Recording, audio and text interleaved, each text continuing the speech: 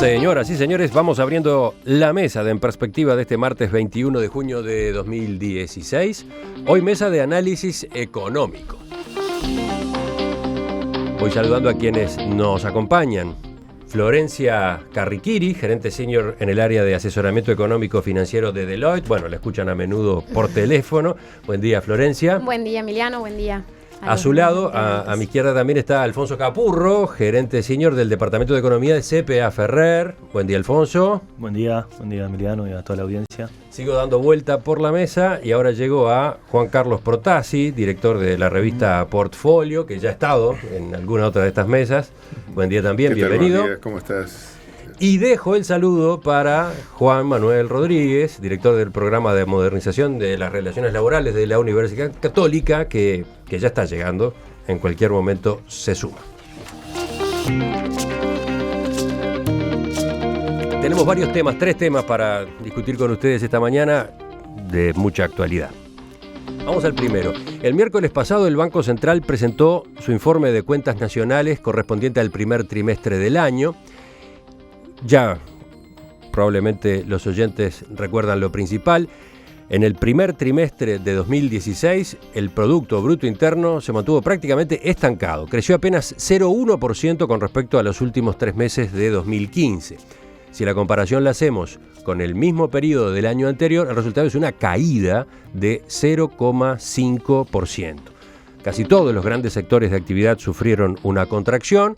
Además, hubo una caída en el consumo de 5% y una disminución de la inversión bruta de 22%. Pregunto, ¿qué nos dicen estos datos? ¿Qué perspectivas abren para la economía uruguaya? Empezamos contigo, Florencia. Bueno, bien, a ver, creo que lo analizábamos en el espacio de análisis económico. Nuestra lectura de estas cifras es que, a ver, confirman un estancamiento bastante claro de la economía que ya veníamos viendo en el transcurso de 2015. Si uno mira el PBI sin electricidad, que le pone mucha volatilidad por razones climáticas y bueno, y también más recientemente por el ingreso de la energía eólica, la verdad es que el PBI sin electricidad ya acumula 3 trimestres de caída consecutiva, con lo cual es un estancamiento claro.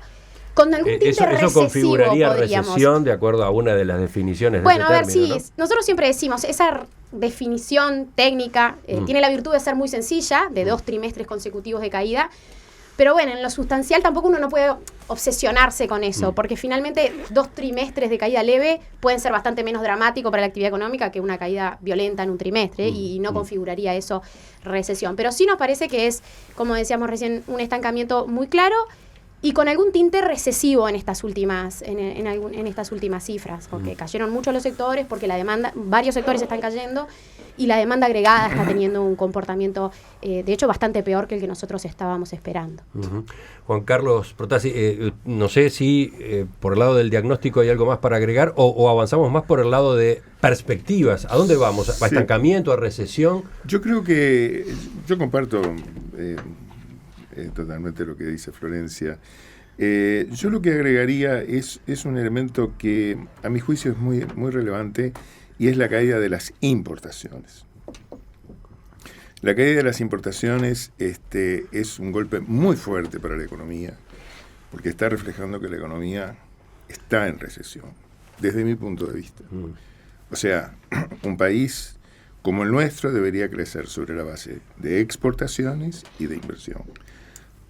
Para que las exportaciones crezcan, tienen que aumentar las importaciones. Esa observación quizás no es tan obvia para la gente. ¿Por qué?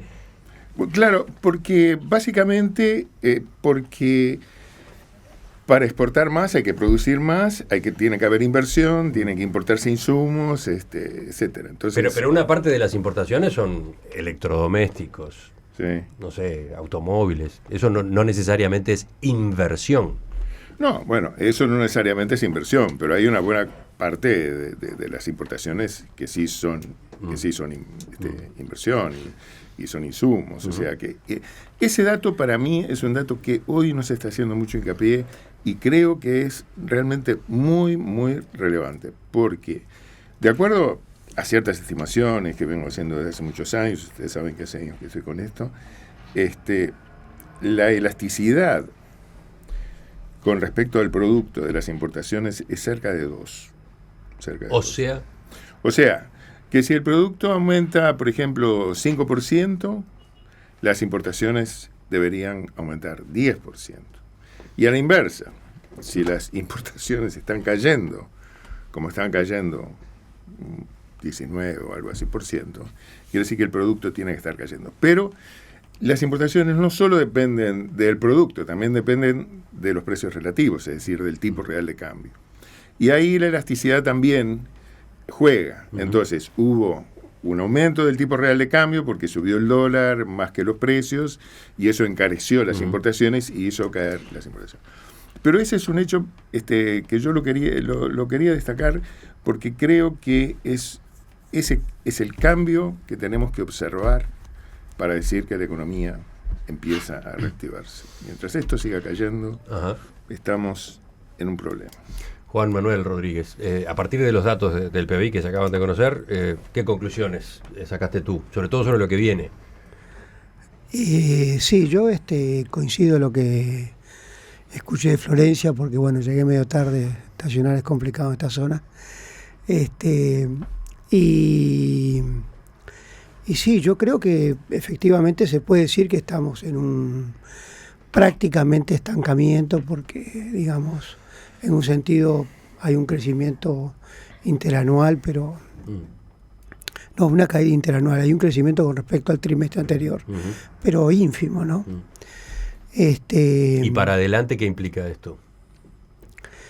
El tema es cuáles son los factores que llevan a que se dé este estancamiento. Esto es lo relevante. Hay los factores externos, digamos, todas las proyecciones de los organismos internacionales no indican que vayan a tener un cambio relevante en los próximos 2-3 años. Por hablar en un periodo que ya está estimado por el Fondo Monetario, por el Banco Mundial, por la CEPAL. Es decir, estamos hablando de que China va a seguir teniendo las tasas de crecimiento que tiene, que son las más grandes junto con India a nivel mundial, pero son inferiores que las que tenían los años anteriores, las décadas anteriores. Estados Unidos, que tuvo un cierto repunte, comenzó a presentar algunos síntomas de estancamiento, con lo cual bajan las estimaciones de crecimiento. Europa y Japón no se recuperan. Acá en la región, en cambio, podría esperarse que Argentina y Brasil ya estuvieran tocando fondo, digamos, y de ahora en adelante empezaran a recuperar.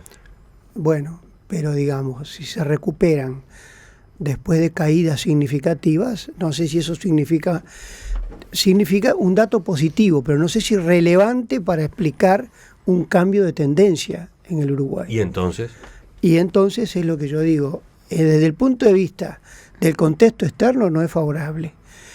Y del contexto interno da la sensación de que la última crisis de 2008-2009, Uruguay no entró en recesión, de los pocos países del mundo. Todo el mundo explicó que fue por la demanda interna. La demanda interna se está deteriorando en este momento. Y las medidas que se están tomando no son medidas de reactivación de la demanda. El ajuste sería, en ese sentido, contraproducente.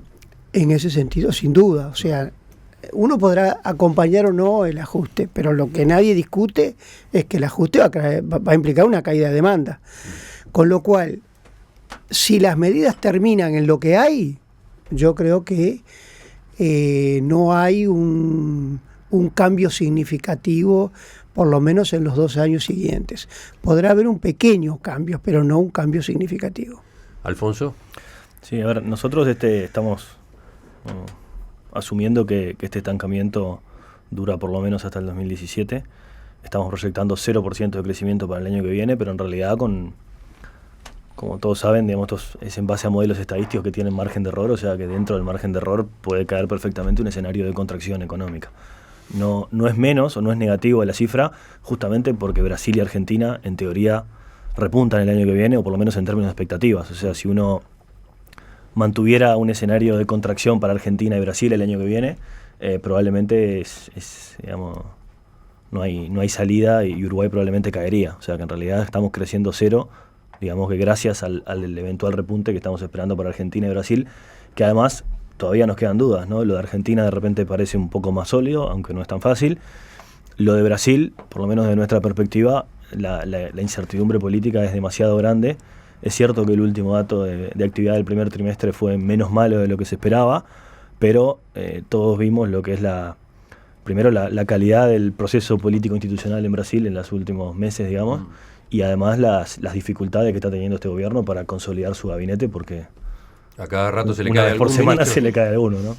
Entonces la situación en Brasil probablemente es mucho más riesgosa y mucho más complicada, pero incluso asumiendo que Brasil repunta muy levemente y que Argentina consolida una recuperación hacia fin de año, incluso con eso Uruguay estaría creciendo 0 el año que viene. Entonces, pregunto, a partir de esto que ustedes visualizan, ¿qué puede hacerse? Y en especial, el gobierno, ¿qué puede impulsar? ¿Qué tipo de medidas puede impulsar que dinamicen la economía? Se lo consulto teniendo en cuenta lo que acaba de indicar recién Juan Manuel. El ajuste en sí mismo no parece que ayude a la reactivación. Entonces... Sí, a ver, varios comentarios en ese sentido. Nuestros pronósticos también son de un estancamiento, pero tienen, y hacemos una advertencia adicional. Nosotros tenemos, de hecho, una leve contracción para este año y una muy leve recuperación de 0,2% en 2017, que también descansan en cierta mejora del contexto regional, pero que además descansan en el supuesto de que el dólar vuelve a subir, que la competitividad de Uruguay, que todavía está en niveles malos, se empieza a recuperar. Si eso no sucede, si las tendencias que estamos viendo en estas últimas semanas de estancamiento o leve baja del dólar se profundizaran o se prolongaran más de lo que hoy estamos nosotros pronosticando, nos parece que el riesgo de que la actividad económica tenga una caída más importante también es bien relevante. Entonces, en ese sentido, a ver, nos parece claro que sin duda hoy Uruguay, hoy el gobierno está enfrentando, la política económica está enfrentando muchas restricciones. Los desequilibrios económicos en Uruguay son muy grandes. Y en ese sentido nos parece que claramente, y lo decimos desde hace un tiempo largo también, Uruguay, si no tenemos un viento de cola que nos vuelva a arrastrar, no se va a reacelerar de forma relevante hasta tanto no empecemos a reacomodar esos fundamentos macroeconómicos. Como obviamente que no es sencillo, que políticamente también es muy difícil de gestionar. A nuestro entender, la prioridad hoy debe ser, y en eso creo que coincidimos con el gobierno, consolidar las cifras fiscales, realizar un ajuste relevante en el frente fiscal, que es el ancla central de expectativas, y promover también una mejora de la competitividad por el riesgo que decíamos recién. Eso en el corto plazo sin duda puede suponer una aceleración de los precios, un aumento de la inflación. Eso es un costo que a nuestro juicio deberemos, digamos... O sea, como era de esperar, si se acomoda un par de variables, se desacomoda otra. A ver, es un trilema muy difícil de quebrar en ese sentido. Y en ese marco es que decimos, bueno, quizás el costo en el corto plazo es convivir con más inflación de lo deseable, pero bueno, reacomodar, digamos, expectativas, reacomodar también competitividad para que la economía vuelva a crecer, vuelva a tener un crecimiento sostenible y luego sí encarar un plan de estabilización, de baja de la inflación que sea creíble, ¿no? Uh-huh. ¿Y no hay políticas contracíclicas que puedan aplicarse? ¿Hay margen para eso? Ya no. Ya no, dice Protasi. A ver, quedan como Capurro. de lo que decía Florencia, digamos, algunas lecciones que quedan para otros ciclos en el futuro, ¿no? El ciclo nos agarra con poco margen de maniobra, es algo que en los últimos años estuvo muy discutido entre analistas. Esto quiere decir, bueno, como decía Florencia, estamos caros y es muy importante recuperar la competitividad.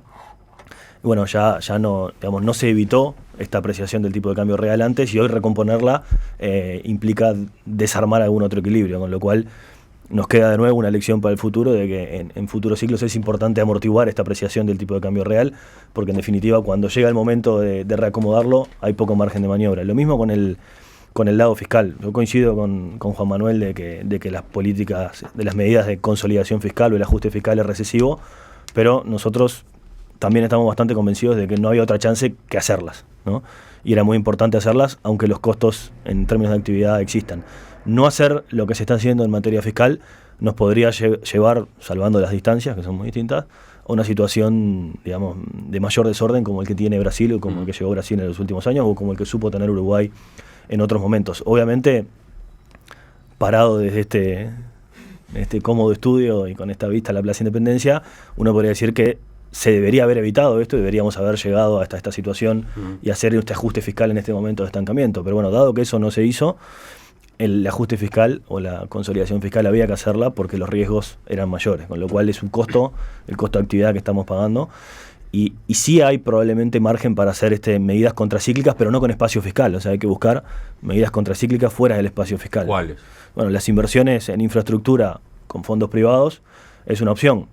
No es soplar y hacer botella, digamos, requiere bastante trabajo y una gimnasia nueva a la cual Uruguay no estaba acostumbrado, pero... El sistema PPP viene a pasos lentos, ¿no? Y bueno, probablemente viene más lento de lo esperado por la población o por algunos actores del sistema político, pero creo que desde el sector privado era previsible, digamos, que este era un sistema nuevo que iba a requerir cierta gimnasia y la experiencia internacional así lo demuestra, ¿no? También hay otras formas de hacer inversiones en infraestructura fuera del espacio fiscal, por ejemplo, a través de las operaciones de la Corporación Nacional para el Desarrollo, la CBU, utilizando préstamos de organismos multilaterales, tienen el mismo efecto fiscal que una PPP. Sí, o sea que en realidad... El economista Ernesto Talvi hablaba de eso este fin de semana en un planteo que él define como de austeridad inteligente, bueno, es que, reclamando un shock de infraestructura financiado con préstamos de organismos multilaterales. Él dice que, como estarían de por medio esos organismos, que de algún modo auditarían los proyectos, los controlarían, se podría convencer al Fondo Monetario y a las calificadoras de que no se considerara esto como más gasto, como desajuste en el gasto, en el déficit, etcétera, ¿no? Esta política de inversiones a través de los organismos financieros del Estado se ha venido utilizando ya hace varios años. Y si uno mira el plan de infraestructura quinquenal del gobierno, los famosos 12.300 millones de dólares de inversión en infraestructura, hay un tercio de esos fondos o esas inversiones que iban a ser acometidas con fondos privados. Y si uno hace doble clic en algunas partidas, por ejemplo, mira la partida de infraestructura vial, por poner un ejemplo, son 2.400 millones de dólares de inversión en el quinquenio, de los cuales hay 900 millones a través de PPP y 740 millones programados a través de la extensión del contrato de la CBU. O sea que es algo, la Corporación Vial del Uruguay, que es un organismo que está, una corporación financiera dentro de la CND, que desde el punto de vista fiscal tiene efectos muy similares a una PPP, o sea que los efectos fiscales son diferidos, y esto es una forma de hacer inversiones contracíclicas con impacto fiscal acotado a corto plazo, y es una forma de hacer políticas anticíclicas. Sí, a mí me parece que es absolutamente imprescindible tomar medidas contracíclicas. No es que yo tengo claro que las restricciones son grandes, pero yo creo que los impactos múltiples que van a haber de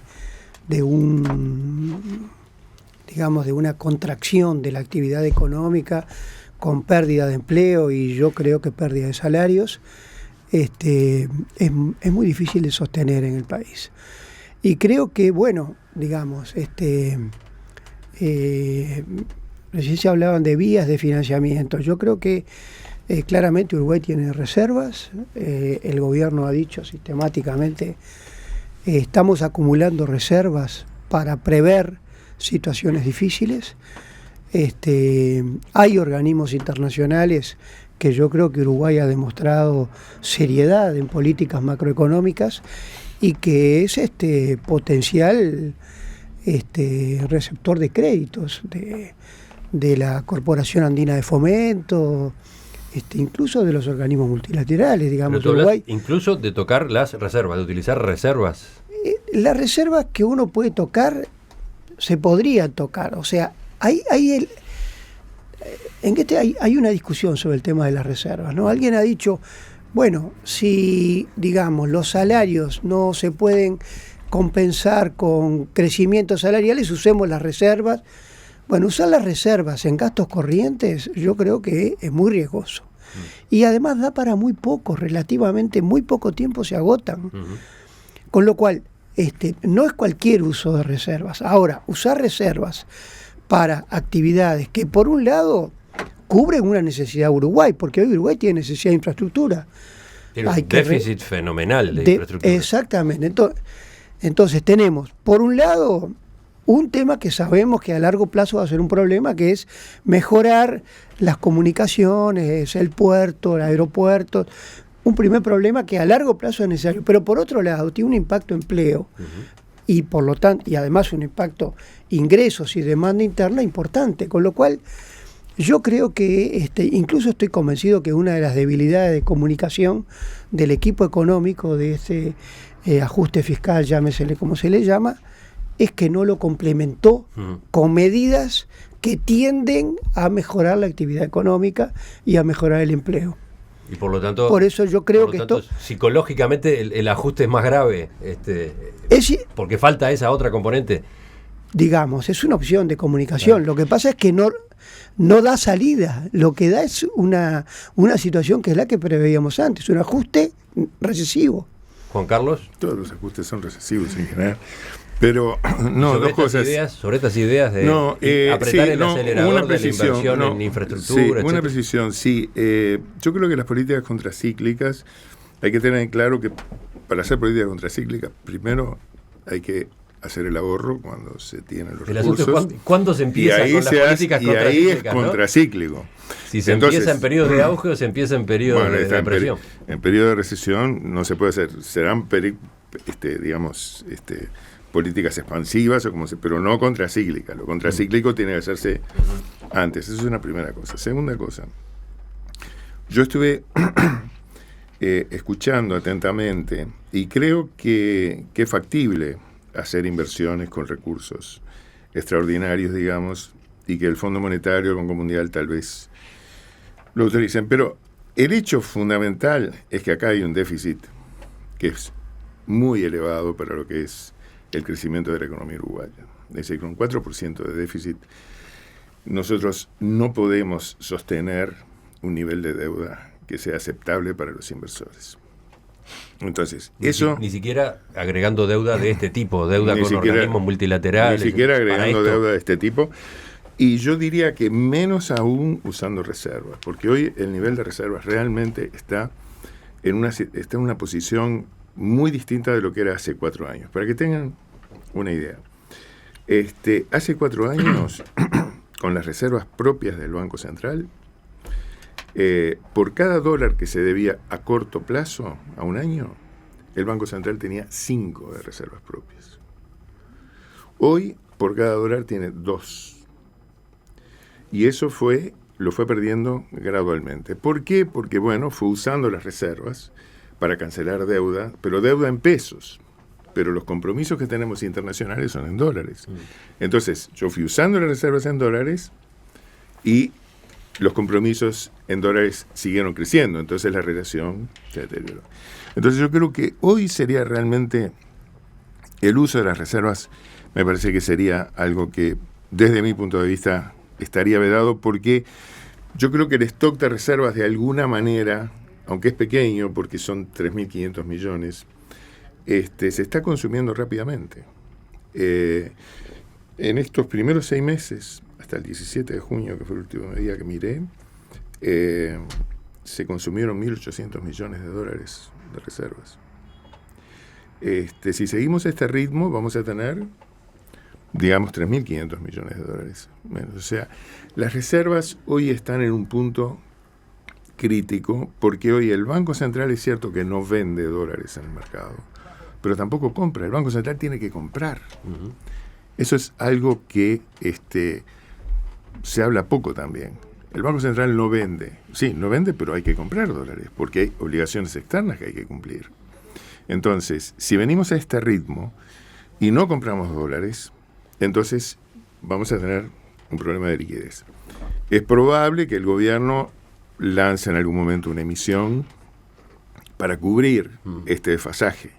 Pero claro, una emisión largar en este momento me parece que va a ser muy difícil, porque las calificadoras están mirando con lupa lo que estamos haciendo. Entonces, yo creo que hoy realmente el escenario, para terminar, es que por más que tengamos buenas intenciones de querer hacer obras y hacer una política expansiva, generar empleos, etcétera, que a todos nos gustaría, pero tenemos un problema de déficit que es muy alto y que ese déficit no le da sostenibilidad a la deuda. Y eso genera desconfianza en los inversores, en todos los inversores locales y los inversores internacionales. Les propongo que retomemos por acá enseguida.